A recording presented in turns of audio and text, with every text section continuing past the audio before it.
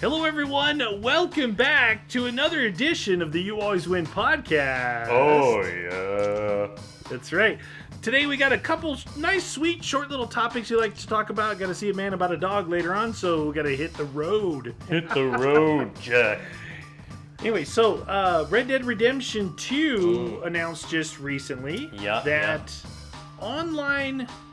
Red Dead, they call it online, right? It's like GTA 5 online. It's just Red Dead online. I think that's what they're calling it, or something like that anyway.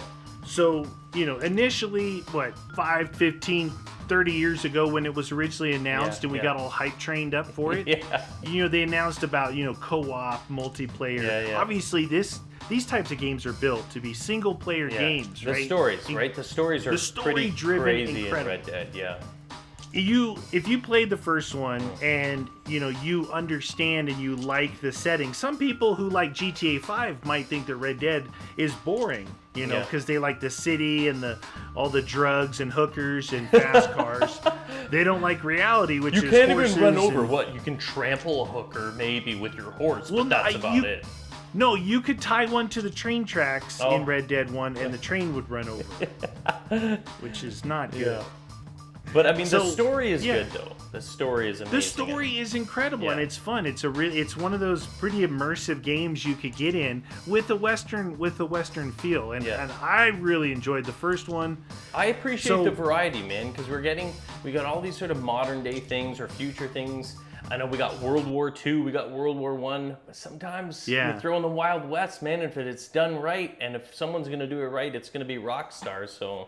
Yeah, for sure. I think it'll be fun. So the announcement of the online, they're still... I mean, we're going to speculate here, but we imagine that it's going to be like GTA Online was, which I think was fun. I think it was fun. It allowed us to do free roam. It allowed us to engage in missions. It allowed us to, shoot at and mess with other players that were in there. Just go out and explore the world in a different way. It's got to be better than the first one.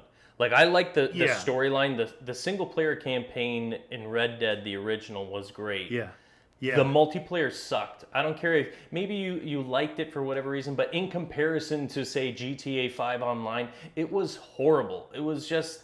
There was nothing much to it, like these isolated events. I just remember saying, like, meet me at this town, and then you would ride together on horses to, like, an event. And you get to that event, and it was basically a single-player event that multiple people could engage in. If there was enough there, or whatever the case may be. I was just like, man, this is kind of lame, but hopefully. But it was also years ago, so this now, if that's what it's going to be, if we're looking at that it's going to be like GTA 5 Online... Great. I think it'll be fun to be able to do, like I said, adventuring, some trolling, some missions, some different things. What date is that again? It's November or something? November 15th or something? They said that it's releasing in a beta. Oh, too, by the way. So the full game will be in October 20-something, whatever the case is. And then the online beta comes in on November, which is a month later. And you and I were just talking about this, saying that we think that's a smart idea, even if it wasn't, if it was done on purpose, great. But even if it wasn't, it's great because really the core of Red Dead is the story. It's the single player campaign. It's the single player, And delaying, like, why not? I think it's a smart thing. It's like, even if it's ready, maybe they're saying, okay, you know what? We've got the online, but we want you to play the game, the campaign that we spent millions of dollars producing. We want you to play that, like, because there are some people, and I'm like that with COD, actually, nowadays. I jump right into multiplayer. I don't even play the campaign. So for me, with this Black Ops 4 thing, when they were like, oh, there's no campaign, people were losing their crap, I was like, I don't really care. I get it. I used to like it, but, I like this delay. I like this delay that they're doing. It's like, no. You're going to play multiplayer soon. I'm pretty sure they did it in GTA, right? Did they? Yeah, I don't I don't think GTA Online came out till later on, so everybody would play the single player, which was awesome, fun, great story, really fun.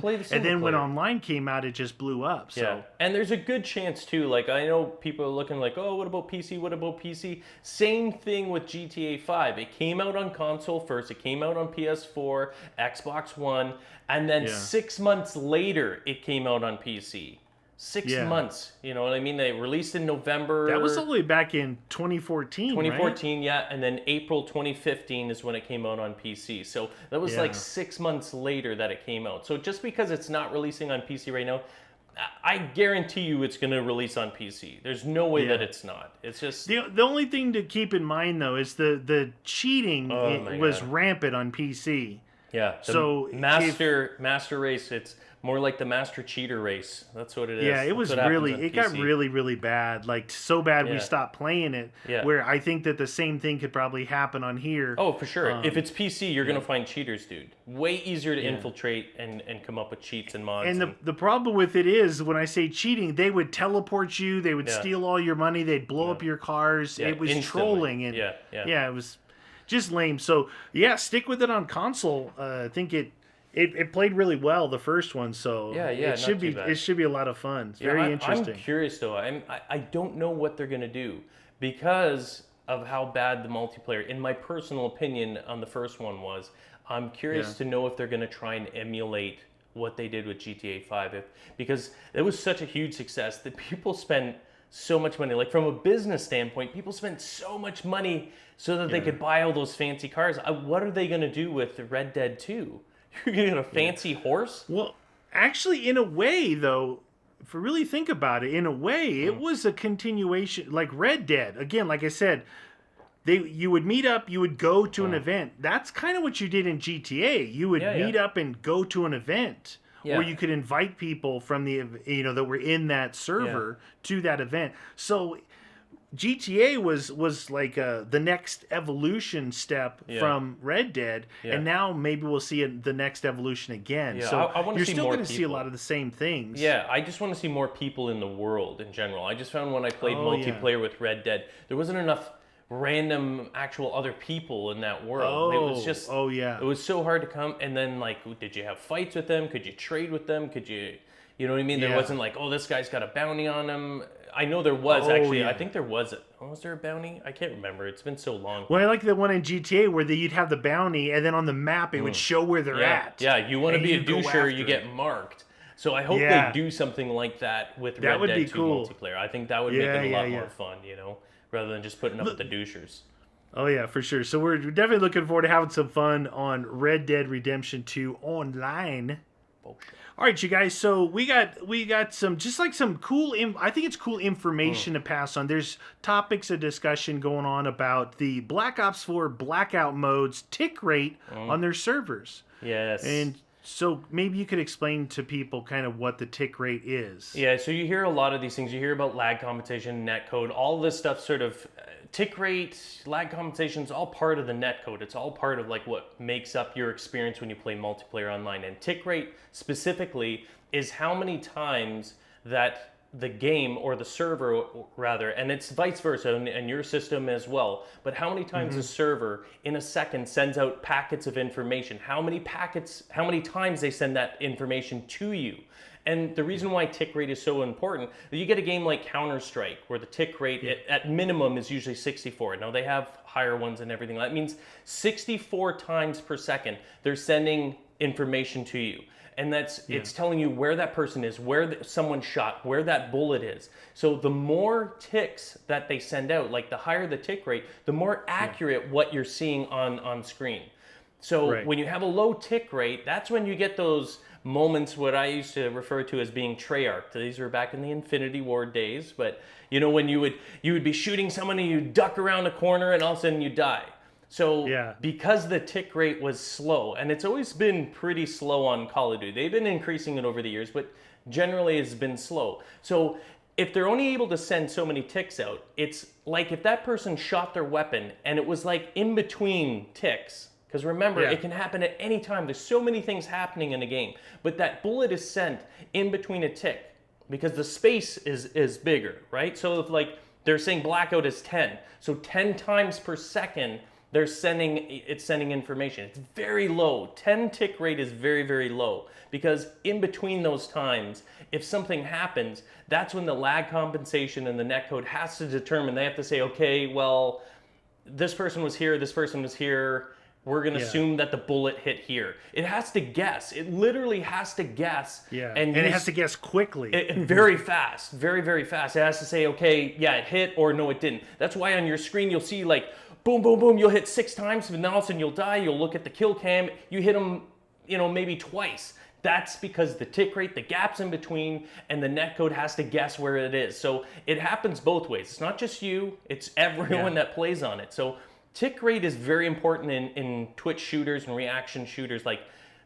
CSGO. That is so high that your reaction time has to be on point, because the second, if they see you and they shoot, you're dead. And it's very, very accurate. Whereas you got a 10 tick rate, you're gonna get those moments that will make you rage, but just know that it's not you, everyone's dealing with it. But anyway, so that's tick rate basically in a long nutshell. So the tick rate is a frequency, so it's measured in hertz. It's a frequency of time measured in hertz. Yeah. So CS:GO, like Gunn said, is usually 64 for the regular online matchmaking. Yeah. Tournament, it goes up to like 120. Yeah, really accurate. Really. That's why these guys, like you said, it's on point. So PUBG started, they said, probably around 15 to 20, worked their way up to 30. There is some rumors reporting that they might be up to 60. Yeah. I don't feel that myself. No, I don't feel the 60 tick rate in PUBG. I would say never maybe a have 30. I felt that. Yeah. But Fortnite plays at 30 hertz on its games. Okay, so Fortnite's battle royale runs at 30 hertz tick rate, and the reports were this: some people did some tests with actual software and the equipment to do this, and they were reporting that at the beginning of the game, when everyone's dropping in at full capacity server, they were getting 10 hertz or a 10 tick rate. Yeah. And then as the players whittled down, they saw 15 and 20 hertz. But doesn't that make sense though? Like when you've got 88 and now it's 100, at least we're assuming, because it was bumped up to 100 just as the beta ended.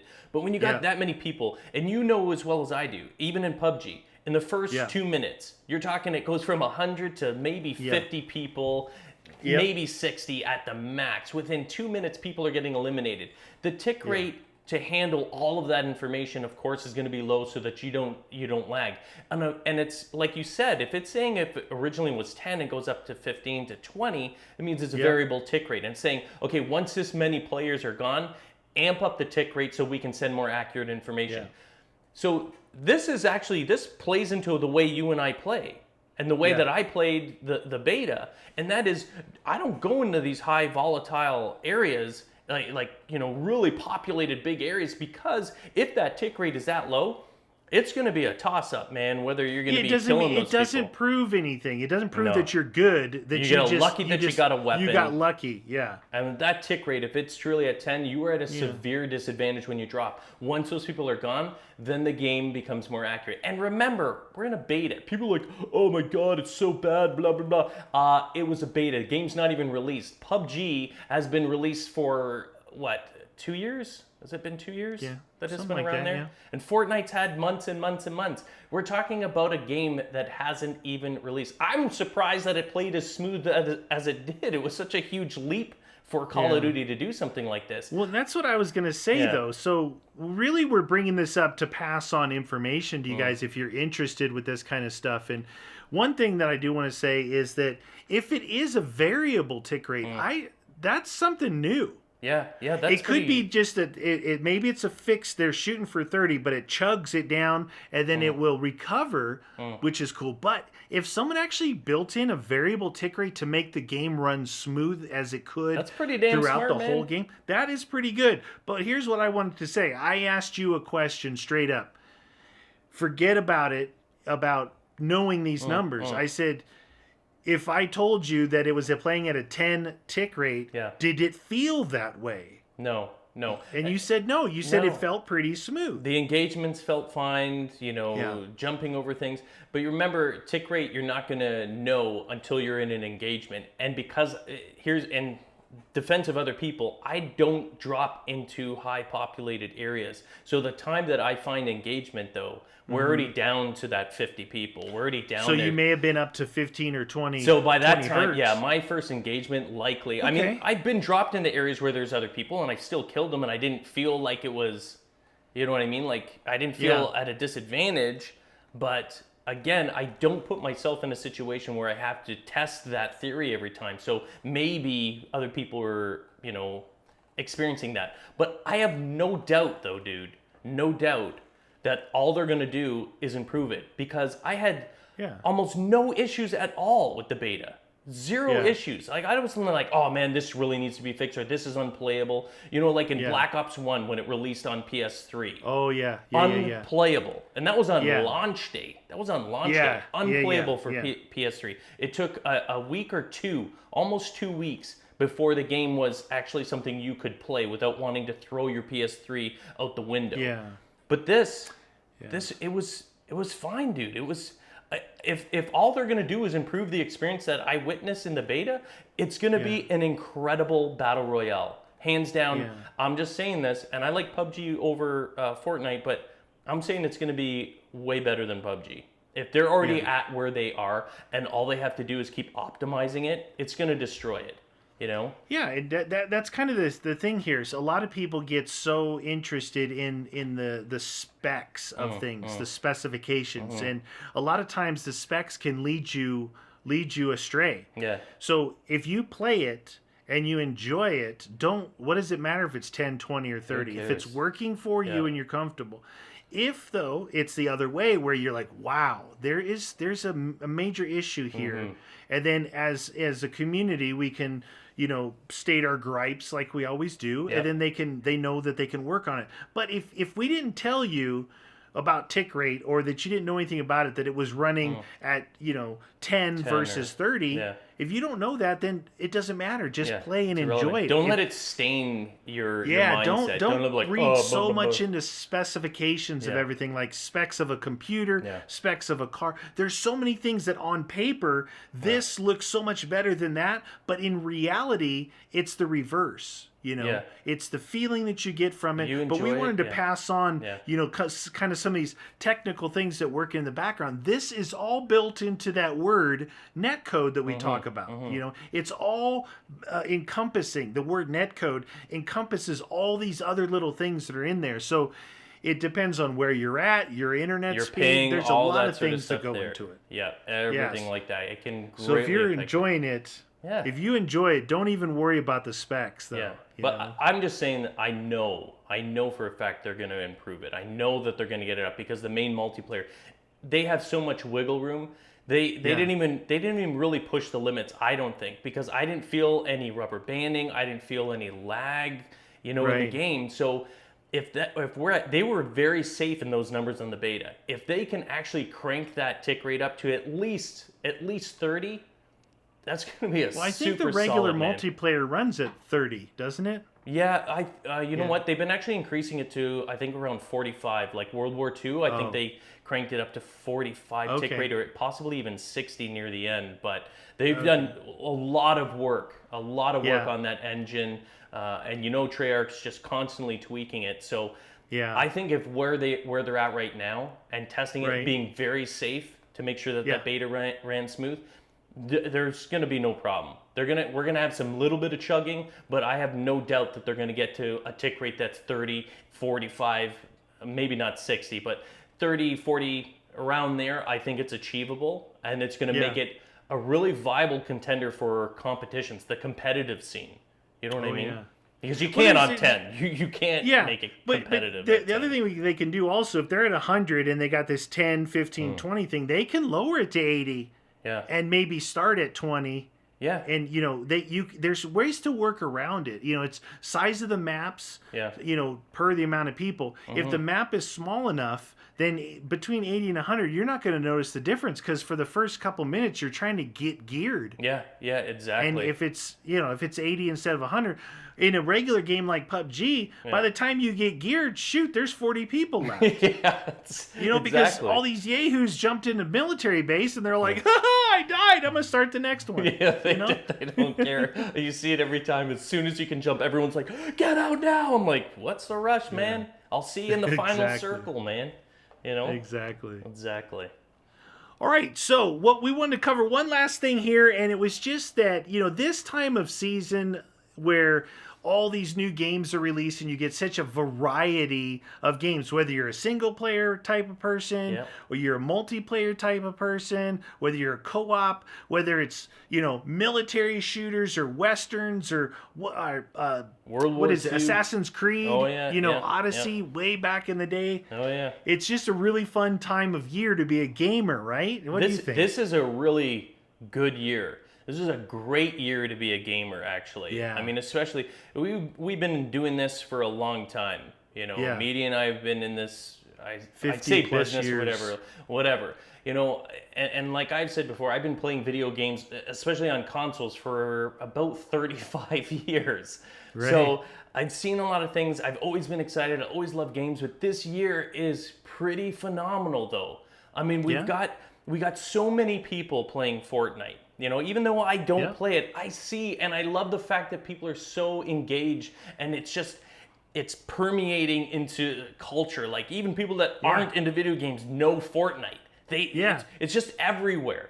But they're having fun. We got PUBG, which, for those of you that still like it, and I still like it, even if I said bad things, but we've got a brand new Call of Duty that made record numbers on their debut, like when they launched it, like when they debuted it and everything, record numbers on that, with a Battle Royale, which I'm excited for. We got a new Battlefield coming out this year with their own version of Battle Royale. And remember, Battle Royale, you're like, oh, I'm sick of it. Don't play it. It's just a game mode, man. But you got a new Battlefield. You got regular Battlefield or Call of Duty, the whole regular game to play. Red Dead, we got so many great titles coming out this fall. There's got to be something for everyone in this. I got to believe in it. I know there's another, Forsaken on Destiny 2. I know my oldest son's loving that, and people are playing that. He's like, it's almost like old school Destiny. I know right now is a great time. Even though these other 3 games, Red Dead, Battlefield, and Black Ops 4 aren't out yet, they're right on the cusp. We can taste it. We can smell it. We can see it. It's going to be an amazing season. They've already started dropping some cool games too. Like, don't ever look over these. Some of these don't get bit by the early access bug, but some of them are worth a look. And Scum is breaking records too. 1 million in sales. Scum is like the better version of like DayZ, right? It's this open world military shooter with zombies and other players. Great, it's very well made. It's got some really fun stuff in there. Like they pooping out golden deagles. That's right. That was an interesting little thing that happened. I mean, Shadow Tomb Raider just dropped. Phenomenal. We got Assassin's Creed coming up. Oh my God. And I'm telling you guys, I haven't looked at it, but I have this feeling that we're going to be like, here's what happens. Here's what else is so great about so many great games coming out. You're going to be just enthralled playing this or playing that. So you're playing this, you're watching us play that, all the way through, and your head's going to be down. Before you know it, your head pops up, first quarter, second quarter next year, and all of a sudden a game like maybe a Borderlands pops up. Oh, yeah. And it's just like, see, it's like leap year. Like every couple of years, the momentum carries all the way through the dry season of summer, right? Yeah. So you ramp it up here. Maybe you get really into Black Ops 4, and then you don't even touch Battlefield till maybe next February, and then all of a sudden, whoa, dude, Battlefield's awesome, and you're into that for the next 6 months. And before you know it, there's going to be other games dropping. You still got your single player games, and now you're getting close to holiday season 2019, and you're like, what? What is going on? So just like leap year, every couple of years, it really, like, everything unfolds for us gamers really good, and we don't have a big dry season, right? Oh, yeah. I just hate that. I honestly do think that I'll say PUBG started it. It was the small spark. Fortnite ignited this craze in the gaming world, Bonfire, yeah. and we've got all this energy in the community, whether you love it or hate it. And I know there's haters out there. There's a ton of energy right now in the gaming community, and all of a sudden, boom, Black Ops 4, boom, Battlefield 5, Red Dead 2, and like you said, possibly a Borderlands and everything like that. It's just crazy. It's like the energy is continuing and it's building, and I think it's going to be amazing holiday season. I think it's going to be so much fun. I just can't. I can't wait. I really can't wait. You're not even gonna have to worry about like what am I gonna play? You know, I've been playing Fallout 4 for the last 3-4 years. I've been playing GTA 5 for 5 years. You know, so much. You love these games that you've been playing, but you're ready. It's like even Fortnite. You're like, I've been playing Fortnite every day for like a year, and I love it. But I do want to play something new. And here's your chance. All these other games, you don't even have to transition to another battle royale game. Could be multiplayer. Could be one of these single player games, but. The key is so many options that are just all dropping. I'm super excited. So I'm super excited. It is. It's going to be awesome. If you're a video gamer, there's got to be something that you're pumped up for. I think this season's just going to be off the charts. It's going to be ridiculous. Ridiculous. And I see some good things happening too. Like, you know, we talked about in one of our podcasts about the future of stuff, you know, of GPUs and how like Nvidia's doing this with the RTX stuff. Yeah, the RTX. Yeah, that's right. And you know where that's going. You look at the development of what's going on. They're starting to really push the limits of what we thought was limited, was capped out. You know, like this Blackout. Love it or hate it, is a big stepping stone for a game like Call of Duty. Yeah, it's a big stepping stone to branch up from the maximum of ground war before to this. Yeah. And it be Call of Duty. You got to remember the Call of Duty feel. The Call of Duty feel. The Call of Duty, that arcade movement of like superhero like. Not sweet spot bumping your junk on the fence and you're like, get over it, get over it, get over it. Or flipping your vehicle on a tiny rock that happens to be in a field somewhere. I'm like, come on, man. There's a lot of good things going on with all the developers, you know, and as technology increases, the developers, you know, they're able to use that technology to bring that to us. And it's a really exciting time to be involved. You know, there's times in history that you look at things that happened when, you know, cell phones came out and became popular. The internet came out and became popular. Video games came out and became popular. But now we're at the point of where video games are coming out, and just like when we look at Far Cry 5 zombie map. Remember we were on the rooftops and we're like, oh my gosh, look at how this looks. It just looked awesome. It looked like you were looking out a window. Yeah, it was so good. I was just like, whoa, I love that. And even Scum, the game Scum, you look, if you're not running, if you're just standing there and looking at the forest, it's so ultra realistic, you know? Yeah. And able to bring the look of these games in with the reaction that we all love. Yeah. Man, it's just an exciting time to be a gamer. That's for sure. For sure. All right, so that's going to do it for this episode of the You Always Win podcast. Thought we'd share a little information like we always do. Jibber jabber little. We always appreciate you guys hanging out with us. You guys, if you have any comments or discussions, make sure to do that down in the comment section. Always be friendly with each other. Be nice. Right? Be nice, yeah. Anyway, thank you guys for joining us. We'll see you in the next one. See ya.